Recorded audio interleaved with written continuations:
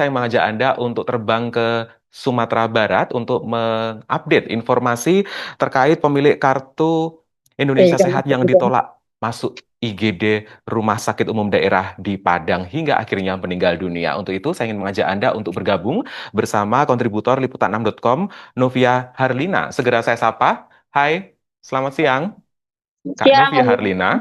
Ya, Baik.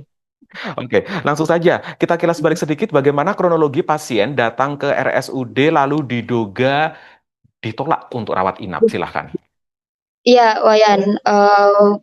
Peristiwa yang penolakan di RSUD Rasiden Padang itu terjadi pada hari Sabtu 31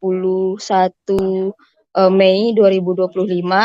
Jadi korban lagi, pasien bersama keluarga datang Ya, ke RSUD untuk karena pasien mengeluhkan sesak nafas, kemudian batuk, dan pada dini hari 31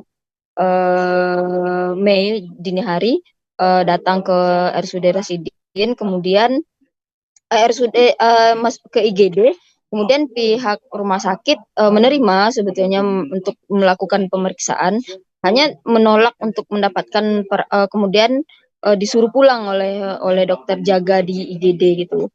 Sementara kondisi pasien sudah dari keterangan keluarga, kondisi pasien sudah tidak apa ya, sudah lemas begitu. Nah, kemudian keluarga karena keterbatasan dana, tidak memegang dana untuk dirawat secara umum karena keluarga pasien memegang kartu Indonesia Sehat, dan kemudian dibawa pulang karena di rumah sakit melakukan penolakan untuk perawatan gitu.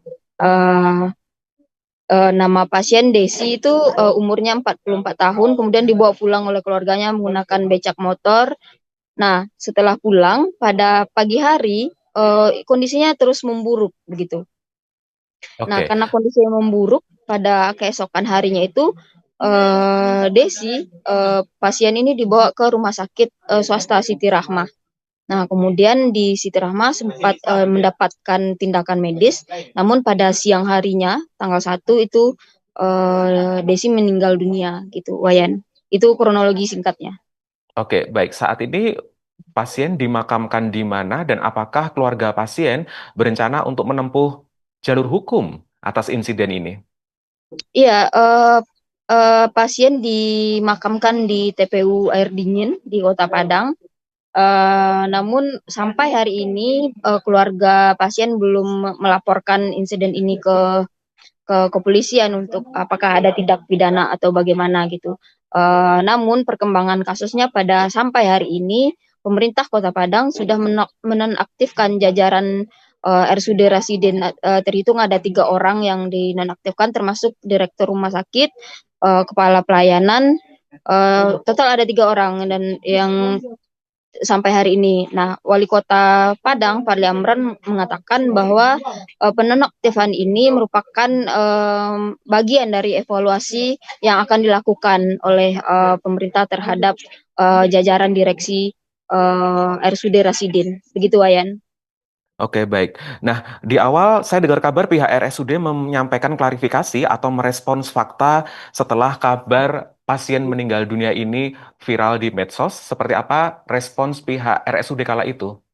Iya, RSUD memberikan tanggapan atau klarifikasi bahwa em, mereka dalam klarifikasi itu mereka menjelaskan kondisi pasien ketika masuk ke IGD itu tidak memenuhi syarat untuk uh, emergensi, bahwa pasien ini tidak dalam kondisi.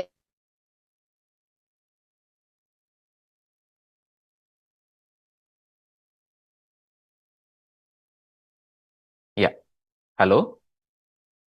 Selamat siang, Lina. Masih bisa mendengar suara saya dan bergabung dengan Liputan Update?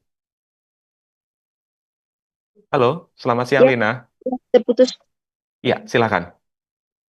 Ya, RSUD melakukan memberikan klarifikasi bahwa yang pertama pasien tidak masuk dalam status emergensi yang tertera di dalam syarat-syarat emergensi di dalam BPJS gitu. Kemudian mereka juga menerima bahwa eh, menerima evaluasi terhadap insiden ini gitu. Sejauh ini kasusnya baru sampai di sana, Wayan. Oke, baik. Terakhir, Lina, rasanya kita sepakat bahwa kita berharap ini menjadi kasus yang terakhir ya, yang terjadi. Nah, pertanyaan yang kemudian muncul, strategi apa dari pihak Wali Kota Padang agar kejadian semacam ini tidak lagi terulang di masa mendatang? Perbaikan Iya, birokrasi mungkin?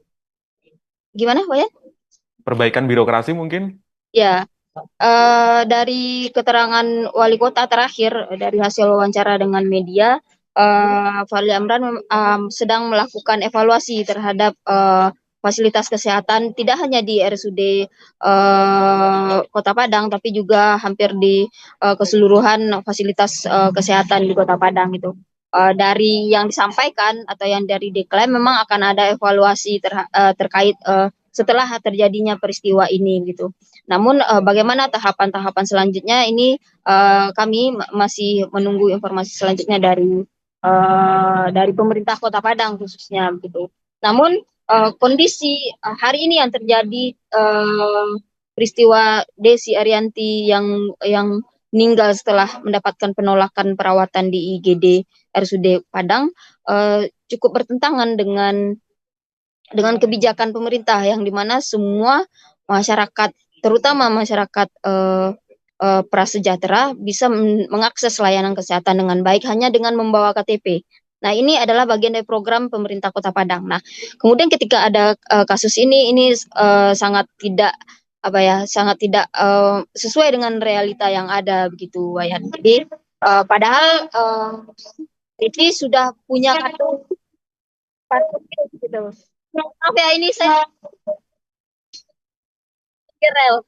Nah, Oke, itu baik. kondisi yang terjadi di Padang saat ini gitu, Wayan. Oke, baik. Terima kasih Novia Herlina, kontributor Liputan6.com yang telah berbagi informasi terkini terkait polemik pasien pemilik kartu KIS ditolak masuk IGD Rumah Sakit Umum Daerah Padang hingga akhirnya meninggal dunia. Sehat-sehat di sana ya, Herlina ya.